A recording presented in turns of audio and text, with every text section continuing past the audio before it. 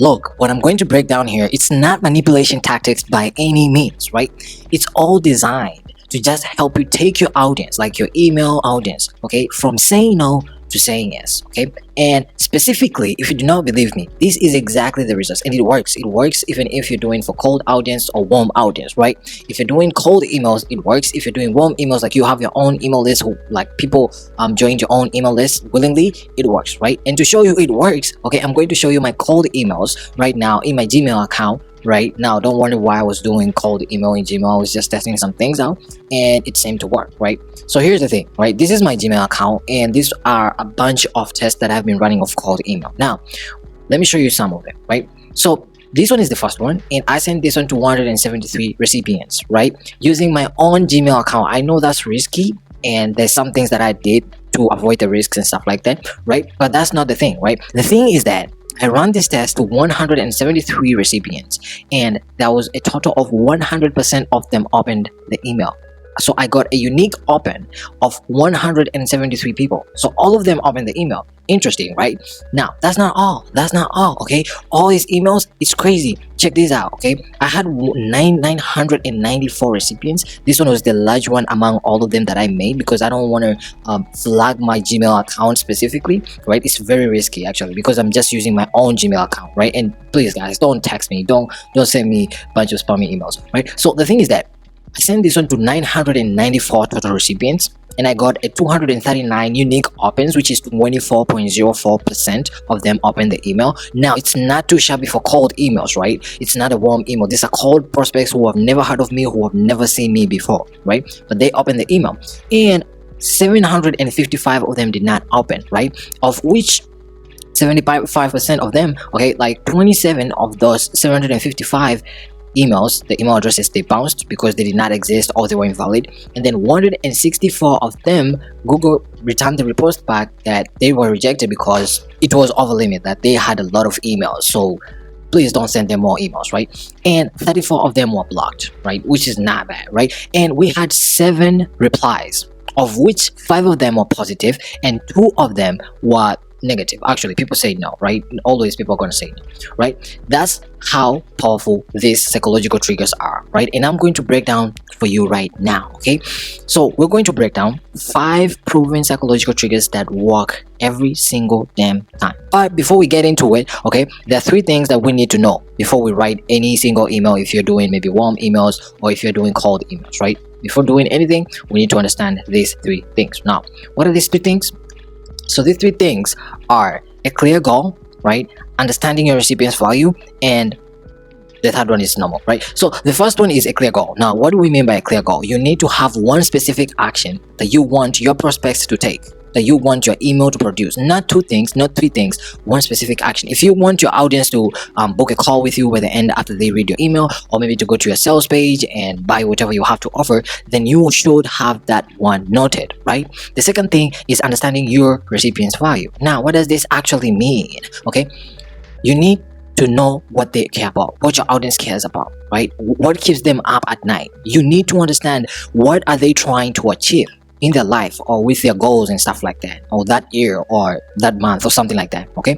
And the third thing that you need to know is what would make them say yes easily, because that's exactly what we're trying to achieve. We're trying to make them say yes to your product or service. So we're gonna find out what exactly would make them say yes easily to your product, to your service, or to whatever you have to offer, right? And the only way to do that is by doing research, right? There's no any other way out of that, right? Doing research. AI can help you do that, but also you have to go into the trenches and find out exactly, okay, what they care about, what they're trying to achieve, and what will make them say yes in your specific industry or niche, right? Now, the third thing is the normal one, right? You need just to have your blank draft open page, or if it's a paper, if it's your Gmail account, if it's a Google Doc, whatever it is, and get it ready, because you're going to write the email sentence by sentence and fill it up. Now, these 3 things are the main important things. I'm going to break down some things that you need to keep in mind by the end of the video, so stick with me, right? Now, let's go break down the 5 psychological triggers. So number 1 is positive framing. Now, how does positive framing actually work, right? So the thing is that, right, most people make this one mistake, right? They usually write vague subject lines, or they lead with a problem. Now, what do I mean lead with a problem? So most people lead with problems like this, like maybe fixing email deliverability.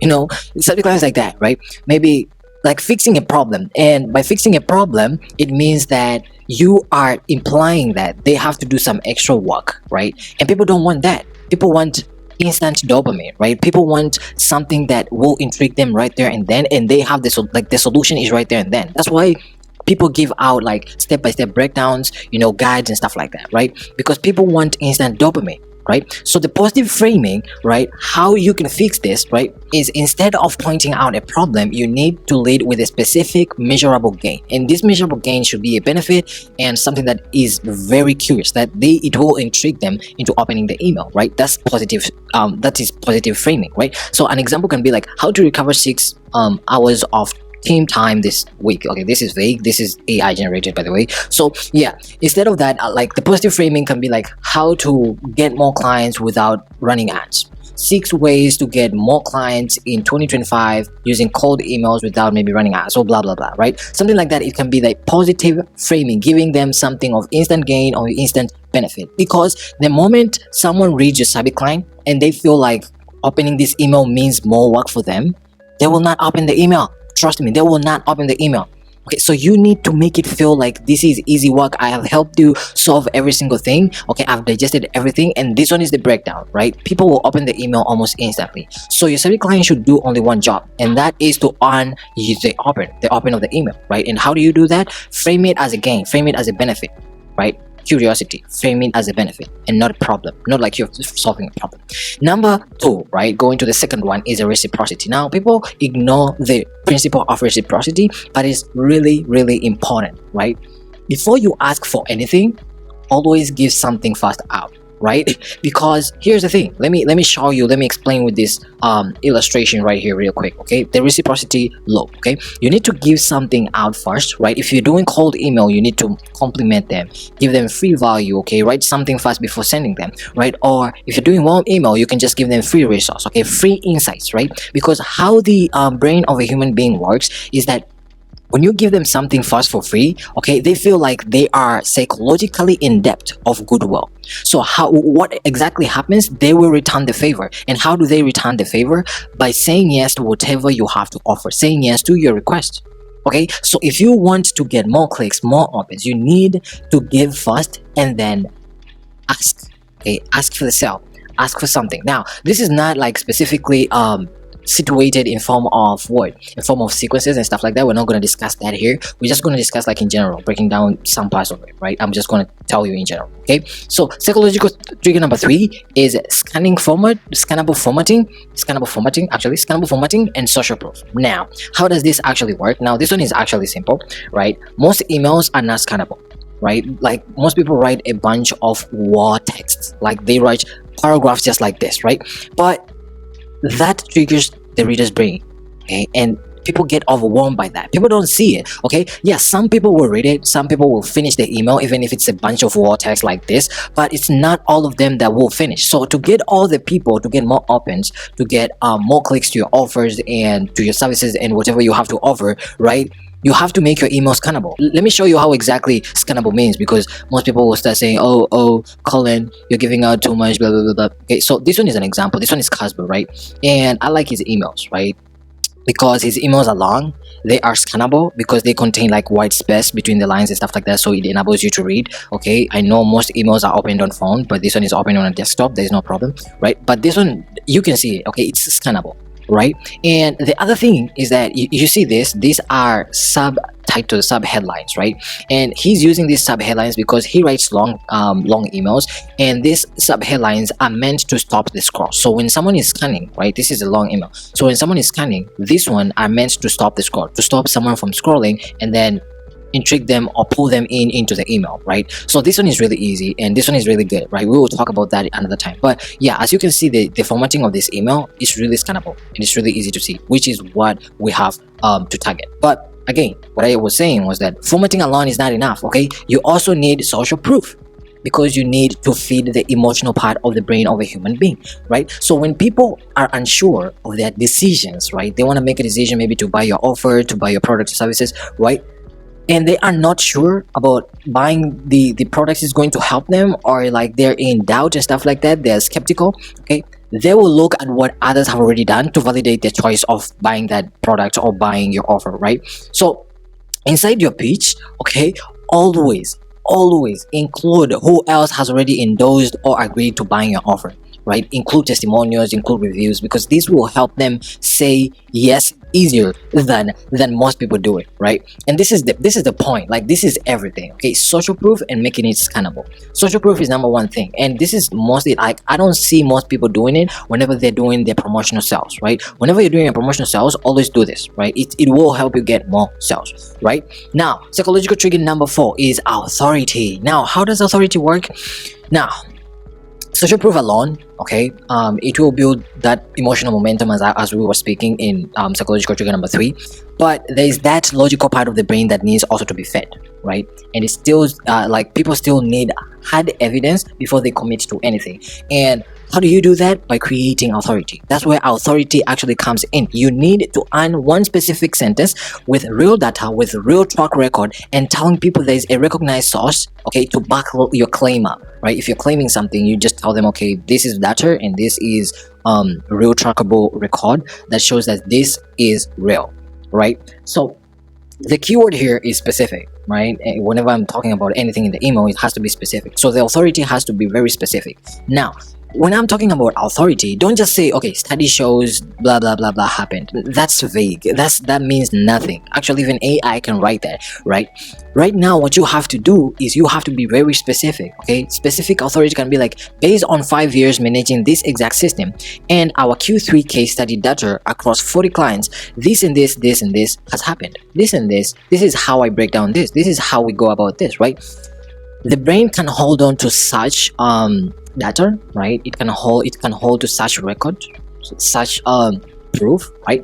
But if you just say study shows, that's too vague for someone to catch, right? The brain cannot catch that.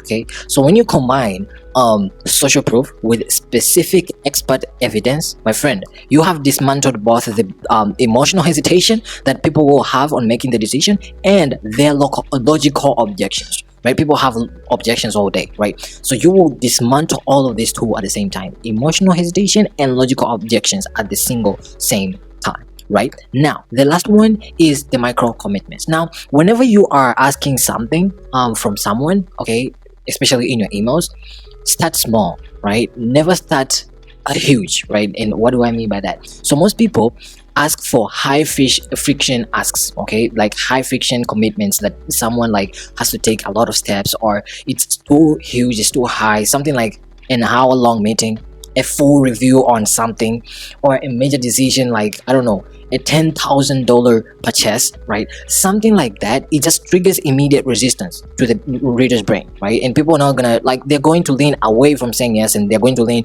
towards saying no, right? So instead, what you have to do is use the principle of micro commitment, using the principle of consistency, simplification, right? If you can get someone to agree to one small task, one small ask that you tell them, please go watch my video on YouTube, just to maybe fill this short survey for me, right? Tell me how you feel, like just for 1 second and stuff like that. People, they're going to be more likely to agree to bigger requests later on, because people like to stay consistent with their own previous decision, right? So people are going to be more likely to agree to bigger requests that you will have later on, and that makes it easier for them to say yes down the line, right? So always go with micro commitments. Ask low, use low friction commitments, right? So start small and then go high, go big, go huge, right? Now, using all these psychological triggers is really powerful, right? But powerful only works when it's used with integrity. Okay, so there are 3 rules that are non-negotiable every single time when you use these principles. Okay, and number 1 is total transparency. So never mislead your audience. Okay, everything you say in the email has to be 100% true. Don't use fake social proof, don't use fake authority, because when you do that and people find out, or like your audience they recognize it, you'll lose trust, and the relationship and connection that you built,